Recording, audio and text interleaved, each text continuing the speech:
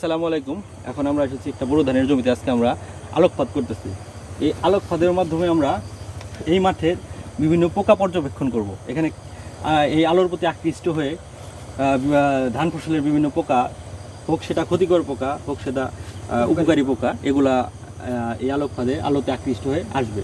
এখানে যদি ক্ষতিকর পোকার সংখ্যা বেশি আসে তাহলে আমরা এই মাঠে কীটনাশক ব্যবহারের জন্য পরামর্শ দেব। আর যদি উপকারী পোকা আসে সেক্ষেত্রে আমরা অপ্রয়োজনীয় কীটনাশক ব্যবহার থেকে আমরা বিরত থাকব। এমনকি পরবর্তী সময়ে যদি দেখি যে নিয়মিত আলোকপাত যদি আমরা করি, এই কারেন্ট চলে গেল মনে হয়, যদি আমরা এই আলোকপাত করি তাহলে কিন্তু আমরা কিছু পোকা দমনও করতে পারবো। কারণ এই আলোর মাধ্যমে দেখেন পোকাগুলো আকৃষ্ট হয়ে আসবে। নিচে আমরা সাবান মিশ্রিত পানি রাখছি, এই সাবান মিশ্রিত পানির মধ্যে দেখেন যে পোকাগুলো পড়ে মারা যাবে। হ্যাঁ, তাহলে আমরা নিয়মিত ফসলের জমিতে আলোকপাত করবো এবং কি পোকা কীভাবে নিয়ন্ত্রণ করা যায় বা দমন করা যায় বা পোকার উপস্থিতি পর্যবেক্ষণ করব। ধন্যবাদ সবাইকে।